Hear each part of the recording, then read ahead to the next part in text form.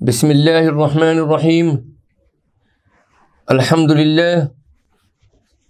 للہ رب العالمین نحمده ونستعینه ونستغفره ونؤمن به ونتوکل علیہ ونعوذ باللہ من شرور انفسنا ومن سیئات اعمالنا من يهده الله فلا مضل له ومن يضلله فلا هادي له ونشهد أن لا إله إلا الله وحده لا شريك له ونشهد أن سيدنا ونبينا وحبيبنا ومولانا محمدا عبده ورسوله صلى الله تعالى عليه وعلى آله وأصحابه وأزواجه وذرياته وجميع أهل بيته وبارك وسلم تسليما كثيرا كثيرا.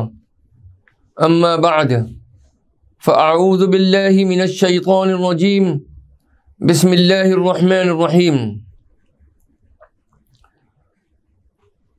مالك يوم الدين إياك نعبد وإياك نستعين اهدنا الصراط المستقيم رب زدني علما وألحقني بالصالحين رب اشرح لي صدري ويسر لي أمري واحلل عقدة من لساني يفقهوا قولي صدق الله العظيم. اللهم وفقنا لما تحب وترضى واجعل آخرتنا خيرا من الأولى. ربنا عليك توكلنا وإليك أنبنا وإليك المصير. میرے بزرگوں اور عزیز دوستوں اور سلسلے کے مخلصین اور ہماری قابل احترام مائیں بہنیں اور عزیز بچیاں، حضرت امام طریقہ قادریہ شیخ عبد القادر جیلانی رحمۃ اللہ علیہ کا ذکر خیر جاری ہے درس معیار السلوک کے ضمن میں، اور آج حضرت شیخ عبد القادر جیلانی رحمۃ اللہ علیہ کے مواعظ حسنہ کی یہ 30ویں قسط ہے. میرے عزیزوں اور دوستوں اور بزرگوں، اس مجلس کے آغاز سے قبل ہم ذکر کرتے ہیں ایک حدیث مبارکہ کا جو کہ حضرت ابو سعید خدری رضی اللہ تعالی عنہ سے مروی ہے، جس میں کہ نبی کریم صلی اللہ تعالی علیہ وسلم نے ادائیگی قرض کے لیے ایک دعا تلقین فرمائی ہے. تو جو لوگ فکروں کے اندر مبتلا رہتے ہیں، غم میں مبتلا رہتے ہیں، پریشانیوں کے اندر گھرے رہتے ہیں، قرض کے دباؤ میں رہتے ہیں، تو ان کو چاہیے کہ ان 2 حدیث مبارکہ میں جن کا کہ ہم ذکر کرنے جا رہے ہیں ان کا معمول رکھیں. انشاءاللہ اللہ تعالی ضرور اپنی نصرت کاملہ سے سرفراز فرمائے گا. حضرت ابو سعید خدری رضی اللہ تعالی عنہ فرماتے ہیں کہ ایک دن نبی کریم صلی اللہ تعالی علیہ وسلم مسجد نبوی میں تشریف لائے تو دیکھا کہ ایک انصاری صحابی جنہیں ابو امامہ کہا جاتا تھا وہ بیٹھے ہوئے تھے. آپ صلی اللہ تعالیٰ علیہ وسلم نے فرمایا، اے ابو امامہ کیا بات ہے، میں تمہیں نماز کے وقت کے بغیر ہی مسجد میں بیٹھا دیکھ رہا ہوں. انہوں نے عرض کیا کہ ہموم لزمتنی ودیون یا رسول اللہ، اے اللہ کے رسول صلی اللہ علیہ وسلم، مجھے فکر اور غم نے گھیر رکھا ہے اور قرضوں نے جکڑ رکھا ہے. آپ صلی اللہ علیہ وسلم نے فرمایا کیا میں تمہیں ایسی دعا نہ بتلا دوں جسے اگر تم پڑھ لیا کرو تو اللہ تعالیٰ تمہاری فکر دور کر دے اور قرض سے تمہیں نجات عطا فرما دے۔ حضرت ابو امامہ رضی اللہ تعالیٰ عنہ کہتے ہیں کہ میں نے عرض کیا کہ یا رسول اللہ، جی ہاں ضرور بتائیے۔ آپ صلی اللہ علیہ وسلم نے فرمایا کہ صبح شام دونوں وقت یہ دعا پڑھا کرو، اللہم انی اعوذ بک من الہم والحزن واعوذ بک من العجز والکسل واعوذ بک من الجبن والبخل واعوذ بک من غلبۃ الدین وقہر الرجال۔ تمام سامعین کو اس مسنون دعا کو یاد کر لینا چاہیے۔ اس کا ترجمہ ہے، اے اللہ میں آپ سے پناہ چاہتا ہوں فکر سے اور غم سے، اور پناہ چاہتا ہوں آپ کی ناتوانی اور سستی سے، اور پناہ چاہتا ہوں آپ کی بزدلی اور بخیلی سے، اور پناہ چاہتا ہوں آپ کی قرض کے غلبے اور لوگوں کے سخت دباؤ سے۔ حضرت ابو امامہ رضی اللہ تعالی عنہ فرماتے ہیں کہ میں نے ایسے ہی کیا، چنانچہ اللہ تعالیٰ نے میری فکر دور فرما دی اور میرے اوپر سے قرض کا بوجھ اتار دیا۔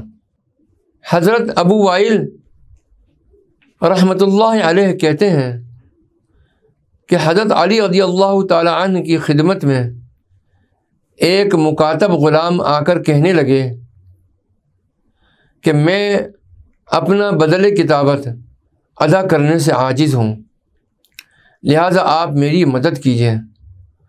حضرت علی نے فرمایا کیا میں تمہیں وہ دعا نہ بتا دوں جو رسول اکرم صلی اللہ علیہ وسلم نے مجھے سکھلائی تھی، جس کی برکت سے اگر تمہارے اوپر پہاڑ کی مانند بھی قرض ہو تو اللہ تعالیٰ تمہارے ذمے سے ادا کر دے گا۔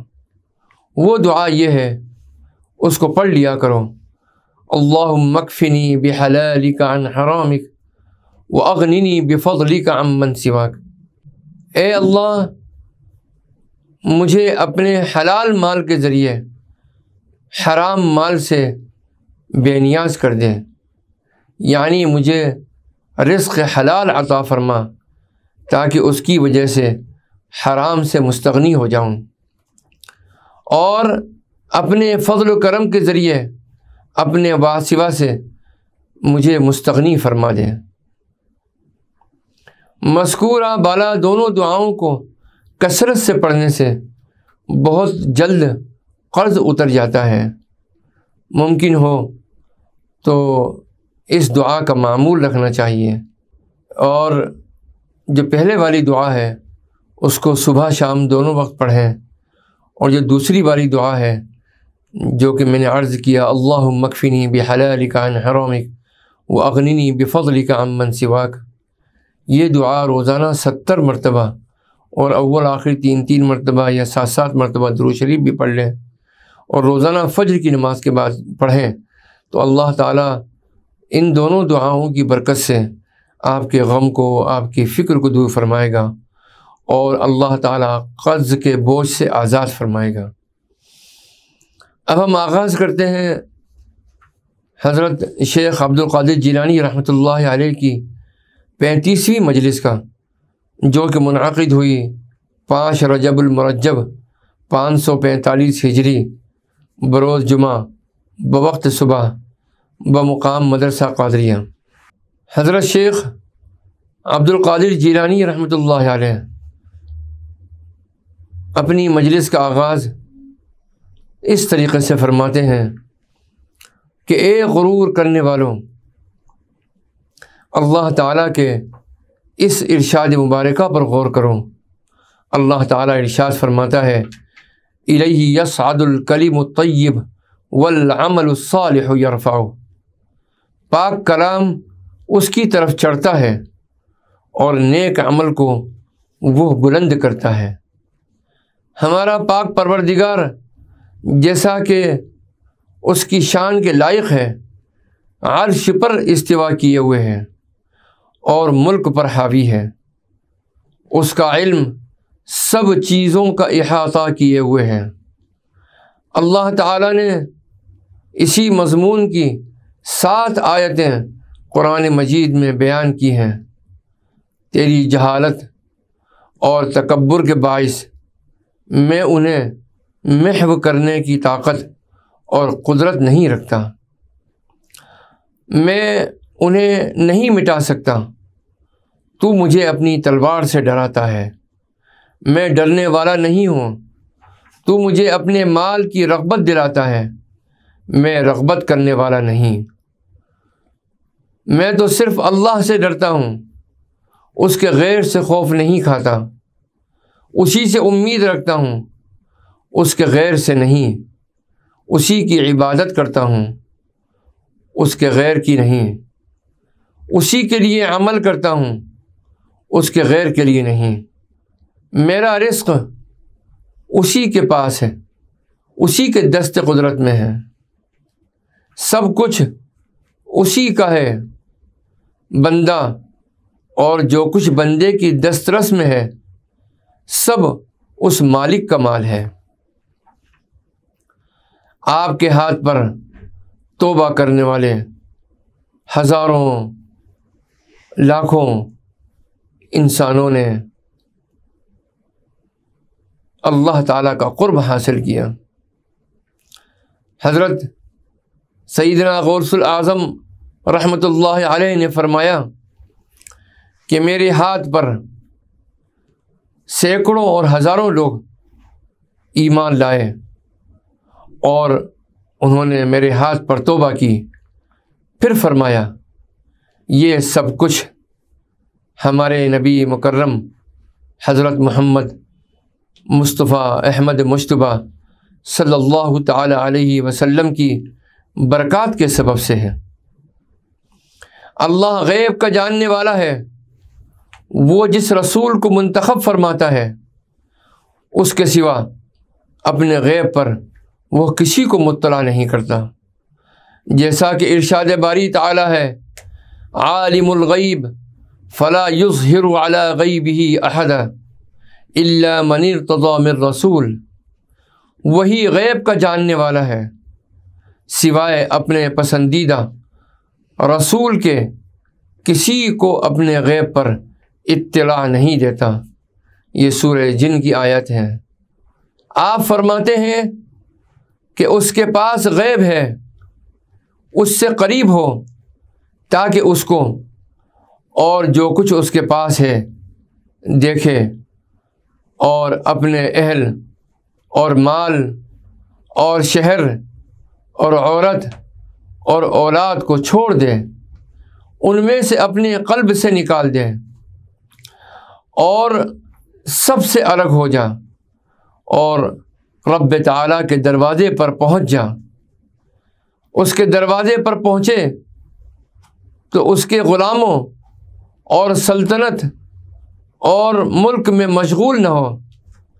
اگر وہ تیرے سامنے طباق رکھیں تو تو نہ کھا، اگر وہ تجھے کسی حجرے میں ٹھہرائیں تو نہ ٹھہر، اگر وہ تیرا نکاح کرائیں تو نکاح نہ کر، سفر کے دوران پہنے ہوئے کپڑوں سمیت اور مشقت اور غبار سفر اور الجھے بالوں کے ساتھ جب تک تو اللہ تعالیٰ سے ملاقات نہ کرے تب تک تو ان میں سے کسی شے کو قبول نہ کر، پھر اللہ تعالیٰ ہی تیری حالت بدلے گا۔ وہی کھلانے والا ہے، پلانے والا ہے، وحشت میں غمخوار اور کشادگی کرنے والا، مصیبت سے آرام دلانے والا، خوف میں امن دینے والا ہو جائے گا۔ اس کی قربت میں تجھے غنا اور اس کے دیدار میں تجھے کھانا پینا اور لباس ملے گا۔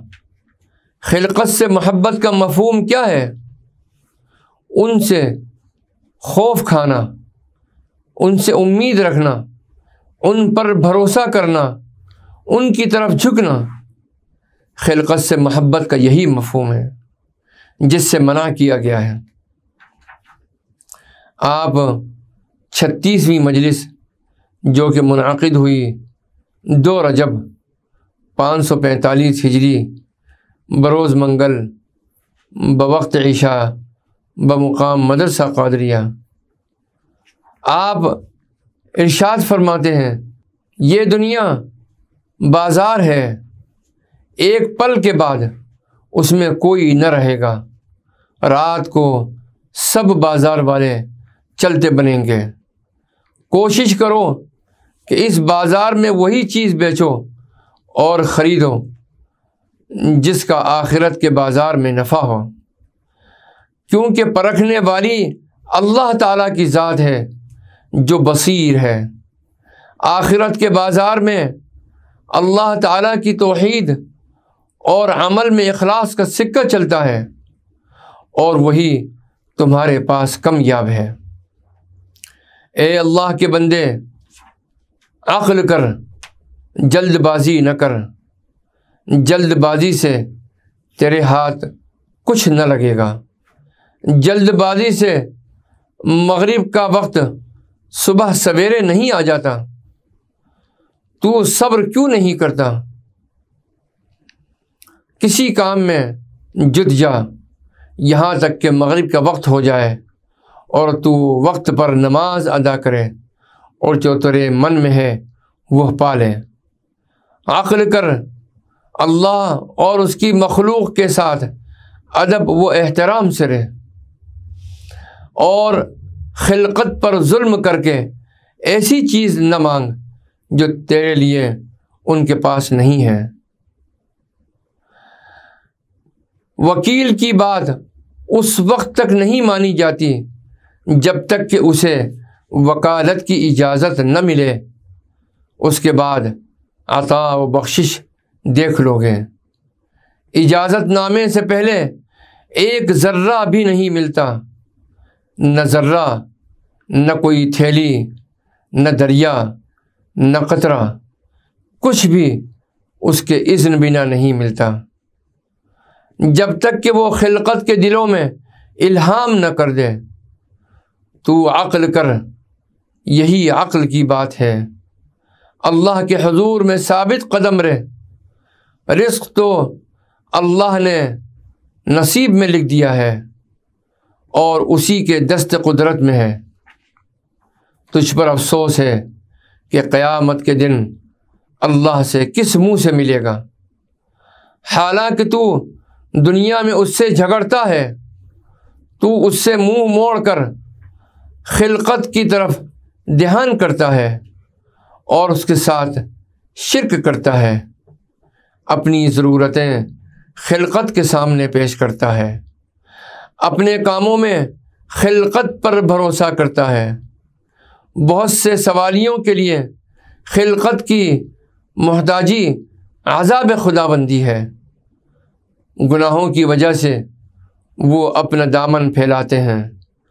ان میں سے ایسے بہت کم ہیں کہ جن کے حق میں سوال کرنا باعث نفرت نہ ہو۔ عذاب کی حالت میں سوال کرو گے تو محروم رہو گے، تم پر عطائیں روک دی جائیں گی۔ اے بیٹا، میرے نزدیک بہتر یہی ہے کہ اپنے ضعف کی حالت میں کسی سے کچھ نہ چاہو، نہیں تیرے پاس کچھ ہو، نہ تو کسی کو پہچانے اور نہ تجھے کوئی پہچانے، نہ تو کسی کو دیکھے نہ تجھے کوئی دیکھے، تجھ میں کوئی ہمت ہے کچھ دے، کسی سے نہ لے۔ خود خدمت کر اور کسی سے خدمت نہ لے۔ اولیاء اللہ نے اللہ تعالیٰ کے ساتھ اور اللہ تعالیٰ ہی کے لیے عمل کیا ہے۔ اللہ تعالیٰ نے دنیا و آخرت میں انہیں اپنے عجائب قدرت دکھائے، اپنی مہربانی اور اپنی محبت کا اظہار کیا۔ بیٹا اسلام نہیں تو ایمان نہیں، ایمان نہیں تو ایقان نہیں، اور ایقان نہیں تو اللہ تعالیٰ کی معرفت اور اس کا علم بھی نہیں۔ تو یہ 3 مرحلے ہیں۔ سب سے پہلا مرحلہ اسلام کا ہے، اس کے بعد ایمان کا ہے، اور ایمان کے بعد ایقان کا ہے، اور ایقان کے نتیجے کے اندر اللہ تعالیٰ کی محبت اور معرفت حاصل ہوا کرتی ہے۔ تو یہ درجات مرحلے وار حاصل ہوتے ہیں۔ جب اسلام صحیح ہوگا تو اللہ تعالیٰ کے لیے تیری فرما برداری قابل قبول ہوگی۔ یہ استسلام ہے اور خود سپردگی ہے اللہ تعالیٰ کے سامنے۔ اپنے سب احوال میں حدود شرعی کی حفاظت کر اور انہیں اپنے اوپر لازم کر کے سب اللہ کے سپرد کر دو۔ اپنا اور دوسروں کا معاملہ اسی کے سپرد کر دو۔ خالق اور مخلوق کے ساتھ حسن ادب رکھو۔ اپنے نفس اور غیر پر ظلم نہ کرو، کیونکہ ظلم کے باعث دنیا و آخرت میں کئی اندھیرے جمع ہو جاتے ہیں۔ ظلم دل کو تاریک کر ڈالتا ہے، چہرے اور اعمال نامے کو سیاہ کر دیتا ہے۔ چنانچہ نہ خود ظلم کرو اور نہ ظالم کی مدد کرو۔ رسول پاک صلی اللہ تعالی علیہ وسلم نے ارشاد فرمایا، ینادی مناد یوم القیامہ این الظلم این اعوان الظلم این من یرا لهم قلما این اللاق لهم دواتا اجمعوهم واجعلوهم فی دابوت من نار۔ قیامت کے دن آواز دینے والا آواز دے گا، کہاں ہے ظالم اور کہاں ہیں اس کی مدد کرنے والے؟ کہاں ہیں وہ جنہوں نے ان کے لیے قلم تیار کیا تھا؟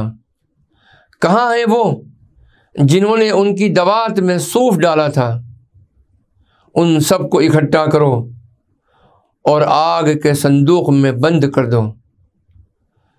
تو خلقت سے بھاگ کر کنارہ کشی کر لے اور اس بات کی کوشش کر کہ تو نہ مظلوم ہو نہ ظالم بن۔ اگر ہو سکے تو مظلوم بنو، ظالم نہیں۔ اگر کوئی ظلم کرے تو صبر سے کام لے، کمزور و مقہور بنو، قاہر و زور آور نہیں۔ مظلوم کے لیے اللہ کی مدد ہے جب کہ خلقت میں سے کوئی اس کی مدد کرنے والا نہ ہو۔ رسول اکرم صلی اللہ تعالی علیہ وسلم نے ارشاد فرمایا، جب کسی پر ظلم ہو اور کوئی اس کی مدد کرنے والا نہ ہو تو اللہ تعالیٰ ارشاد فرماتا ہے، اے میرے مظلوم بندے، میں تیری مدد ضرور کروں گا، او کما قال علیہ الصلاۃ والسلام۔ صبر نصرت اور رفعت و عزت کا باعث ہے۔ التجا یہی ہے، اللہم انا نسألک الصبر معک ونسألک التقوی والکفایۃ والفراغ من الکل والاشتغال بک ورفع الحجب، آمین یا رب العالمین۔ اے اللہ، تیرے اور ہمارے درمیان جو حجاب حائل ہیں ہم ان کے اٹھا لینے کا سوال کرتے ہیں۔ اے اللہ کے بندو، تمہارے اور اللہ تعالیٰ کے درمیان جو واسطے ہیں انہیں اٹھا لو، کیونکہ واسطوں پر ٹھہرے رہنا حرص ہے۔ ملک اور سلطنت اور غنا اور عزت اللہ ہی کے لیے ہے۔ اے منافق، تو کب تک دکھاوے اور منافقت سے کام لے گا؟ جس کے لیے تو منافقت کرتا ہے اس سے تجھے کیا حاصل ہوگا؟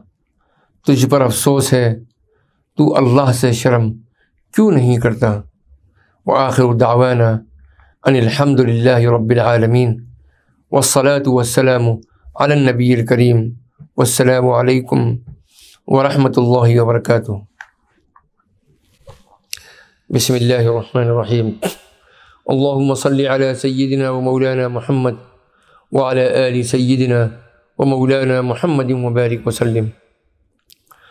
اللہم انا نسألک الہدی والتقى والعفاف والغنى، اللہم انک عفو تحب العفو فاعف عنا، اللہم اقسم لنا من خشیتک ما تحول به بیننا وبین معاصیک، ومن طاعتک ما تبلغنا به جنتک، ومن الیقین ما تهون به علینا مصائب الدنیا، رب اغفر لنا وتب علینا انک انت التواب الرحیم۔